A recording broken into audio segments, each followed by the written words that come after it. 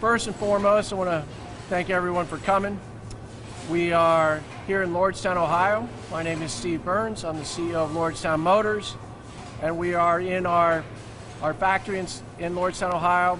You're in a small part of our 6 million square foot factory. We got some robots running in the background. Hope it doesn't, make too much noise so you can hear us, but we wanted to show you a little bit about something cool in the factory. I'm here with Marcus Lemonis, CEO of Camping World. We are super happy to have him here as we make this announcement today. And you're hearing it for the first time. We haven't released the press release or anything yet. This is where we're going to say it. Okay.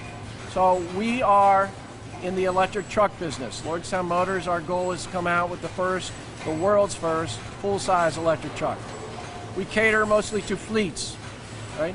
As such, fleets love an electric truck because it gets 75 miles per gallon, but also it's low on maintenance and is a safe vehicle and gets zero emissions. But even though it's low on maintenance, things happen, accidents, knobs break, so you have to have service, right? And we really started looking at what it would take to roll out service of our own versus could we leverage somebody that's really good at this already has a national footprint and has been doing this a long time. And that's where we found Camping World. Camping World, and I'll let Marcus talk about it, but I think most people know they sell and service RVs, right? They cater to a lot of people that drive pickup trucks. They are very adept at if a family is stranded on a mountain in their RV to get somebody there to them. So they have impeccable service. So what we realized is we're not just going to have a kind of a plain vanilla 9 to 5 service center. We're going to try to have the best service that any EV company's ever had, right? And to fleets that really value uptime, it is super important, right? And all the other things that come along with service, right? Sales is a natural extension of product. If we can leverage our endurance platform to other things, which we're going to talk about a little bit here, that all makes sense. Once you've got a great partner, and you really see eye to eye, and we took a while to find the right partner. There's a lot of folks that have a footprint of garages or service centers around the country, but they didn't have everything, right? And Marcus and his firm are really skilled at all things service, sales, big iron, and innovation, right? And I'll let Marcus talk a little bit about that, but that is the nature of our agreement that we're announcing here today. Specifically, service on a national footprint, possibly sales going forward, selling our products, and bringing electrification to the RV industry that is basically has no electrification, and it's just a perfect spot to bring some of our endurance technology coupled with the know-how that Camping World has of the industry. So with that, I'm hand it over to Marcus a little bit. Well, I don't know if there's a more exciting time. I've been in the RV business for 20 years, and Steve and I have been talking for a couple of months, and we've been looking at this space and understanding our need to be responsible, not only in the environment, but as a leader in the RV industry to where trends are going. And when we started this process, we really wanted to find an organization that we felt understood all the basic building blocks, including having already crossed the hurdle of what I think the biggest barrier to entry is, which is finding a world-class facility in America with world-class talent. Now, for those of you that don't know me, you'll know that the process and the people are the two most important things that have to exist. And as you get to know the leadership team here at Lordstown, you'll understand that what made us comfortable was not only their knowledge of the battery technology, not only their knowledge of how to manufacture, but their knowledge of the automotive space. And you can find a lot of organizations that are leading in the battery sector or leading on the manufacturing side. But when you can put all those things together and be in a 6.2 million square foot facility that, quite frankly, I don't mean to put you on the spot, is probably worth more than the market cap of our businesses. Plural, right?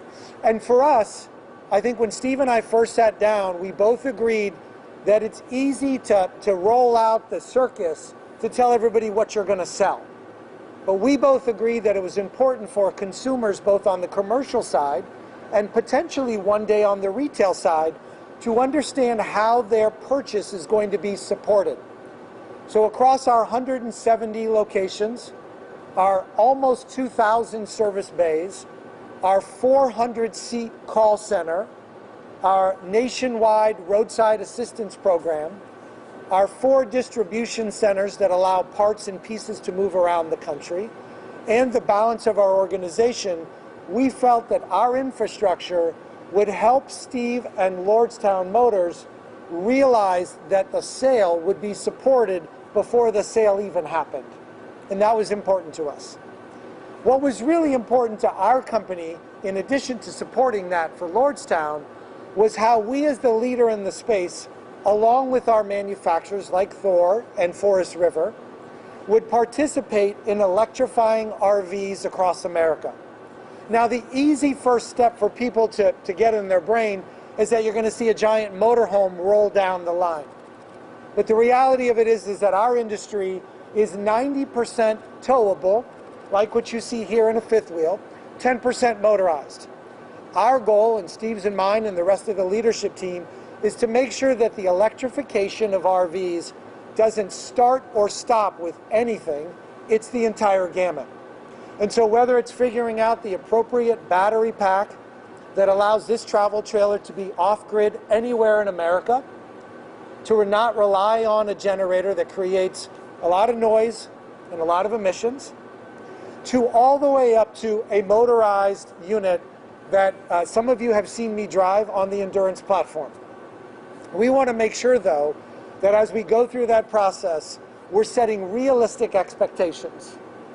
That the service network is number one, the infrastructure to support those fleet customers is there, collision, repair, maintenance, all the things that are necessary. And concurrently, we'll be developing the battery technology with Steve and our manufacturers to ensure that as we electrify units that are off to the left, that it works. And then we'll go up to fifth wheels, and then we'll go up to what we hope to be the first E-Class in America. There are Class A motorhomes, Class B motorhomes, Class C motorhomes, travel trailers and fifth wheels. Steve and I plan to launch the first Class E motorhome in America. We also are very, very focused, acutely focused, and you can see it with how the Endurance is priced, to make sure that the Class E motorhome is affordable to the masses. This idea that it's $100 and some odd thousand isn't realistic for the millennials that we believe are the future of our industry. It's also not affordable to retirees that want to enjoy America with their grandkids. As the RV industry continues to gain popularity, we needed a partner with a 6.5 or 6.2 or however many million square feet there are, with a solid labor force in the great state of Ohio, and a beautiful factory that allows those things to come to fruition. Now, I've been arm wrestling with Steve about our desire to participate in the sales process down the line. Obviously, we got to get the service right first. I hope I win that arm wrestling match.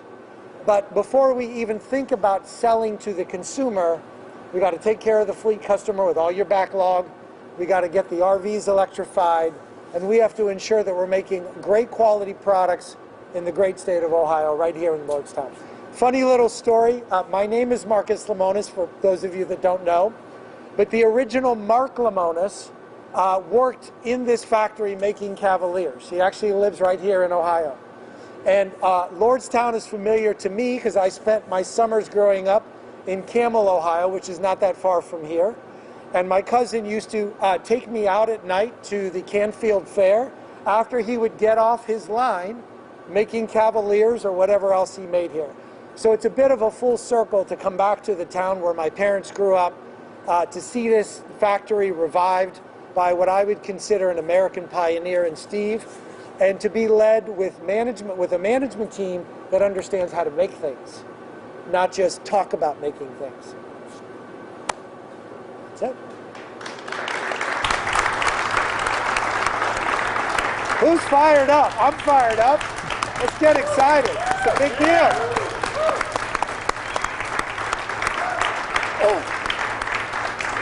You know, just a little anecdote there. You know, I consider myself disruptor, pioneer. We're trying to do things here that nobody's ever done before, right? But next to Marcus, I feel like an old stick in the mud. You know, I feel like he is bringing a freshness to automotive that I think automotive really needs. And to have, you know, a CEO at the top level, committed, passionate, both of us want only impeccable results for our customers, impeccable reputation in our companies and our workers and ourselves. So it really, I've just never been able to find a partner like that. So we're going to do some great things. Open it up for some questions. We'll open it up for questions. What's the timeline? Does this start? Well, for the endurance, well, this there's two actually. There's service centers, and then there's also the electrification of the RVs and the campers. When do you think this will all happen? Will you be able to service this product when it rolls off the line? We will. So we operate today in over 170 locations with about 2,000 service bays and about 1,800 technicians. We will need some training from the staff that's here across the country. We have our call center that's already set up. Our plan is to be ready to service vehicles in a mock environment by June, long before they're going to have them off. So we're going to put the pressure cooker on it with calls coming in through focus groups with potential problems. And we want to really put that pressure cooker out there so that when that first vehicle rolls off later in the year, we're not only prepared to take the call, but we're prepared to do the repair. On the electrification of the RVs, I've gotten a really good education from the staff here, and it would be my hope and my goal, but I sometimes live in fantasy land, that we'll see the first travel trailer and fifth wheel electrified by sometime in 21. Sometime in 2021. If it's up to me, I'd have it tomorrow, but Steve's a little more prudent with his process. But I would hope that by summer, we'll see some prototypes. We're a big focus group type company, so we'll probably make a bunch of them and then put them out in the wilderness and have people give us feedback, come back to the engineering and the technology team, keep tweaking. But I would say that I would hope that a 2022 model would have electrification in it. 2022 model. How many new jobs? How many new jobs? I'll let Steve answer that. Well, we just announced with the state of Ohio, just the battery pack and the motor line is adding 1,500 jobs inside of here, in addition to what we're doing for the endurance. So, you know, we've been hesitant on jobs numbers, but we're planning on, the end goal is we're going to have more people working in here than GM had in its heyday. And I want to add a little to that. We can make more than we can sell more than he can make. So we don't have a job demand problem. We're just going to have to get good quality people. How would that affect tooling processes here to make that smooth transition? Tooling, you know, on the battery side, which is a key component, and the first thing we're going to do is lend batteries to these. You know, the whole thing in automotive is you try to leverage. If you've spent a great deal of time, energy, tooling to do something, you'd like to put it in as many places as you can. An example would be a conventional OEM makes a V8, they'd like to put it in 5 different models, right? So we are tooling an 800,000 square foot battery factory inside of this building, or the next building over. So that is, we want to fill that capacity. We'll eventually fill it with endurances, but if you can get to revenue faster, if you can leverage it into another market, it's just a no-brainer. Do you have the charging infrastructure to support RVs in remote locations? We will by spring. We're allocating about $4 million to lay out the infrastructure at our over 170 locations.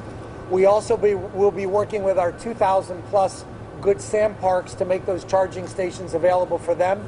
But we want to be clear about something. The charging stations and the service infrastructure, and Steve was adamant about this with me, isn't just for electric RVs. It's for electric vehicles in general.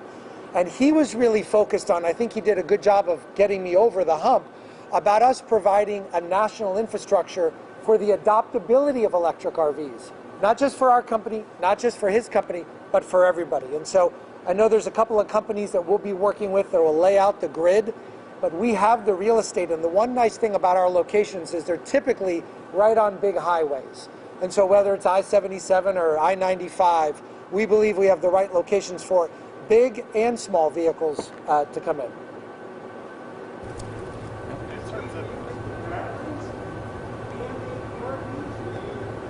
I'm sorry, Stan, I can't. Will the manufacturing process be just the batteries for the RVs, or you build the whole units here? We're starting with just putting batteries in these pull behinds, right, that we will make here. But eventually, we want to go all the way up to all things The plan is RV. to build the batteries here and the RVs here. Yes. So let me clarify that. The plan is to build the batteries for the travel trailers here and to build a motorized unit here, like the Class E we're talking about. But Steve and I will be working with the Thors of the world and the Forest Rivers of the world on the tow behinds to ensure that the engineering is right. We see it as a collaboration. If Steve wants to get into the trailer manufacturing business, I would say let's stay focused on the endurance platform. Yeah. So the first thing you'll do is put batteries in the trailer, and then you worry about the Class E RV. Yeah, and by the way, if you go on to any of our social medias, we've driven, this is really important, I've driven the platform, both with the truck on it and totally exposed as well, because I wanted to see what was under the hood. And so we drove the Mad Max type vehicle that has the row bars on it. And if you look at the platform, it has the ability to extend. And we lined up a traditional Class B motorhome and its wheelbase next to the endurance platform, and it was pretty similar.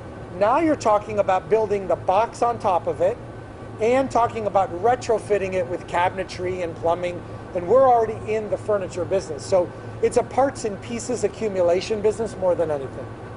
Yep. Any other questions? Great. Who would like their first Class E RV? Do you want to take any orders today? That's good. Always be selling. Always be selling. Okay. All right. Thanks, All right, everybody. thank you very much. Appreciate it.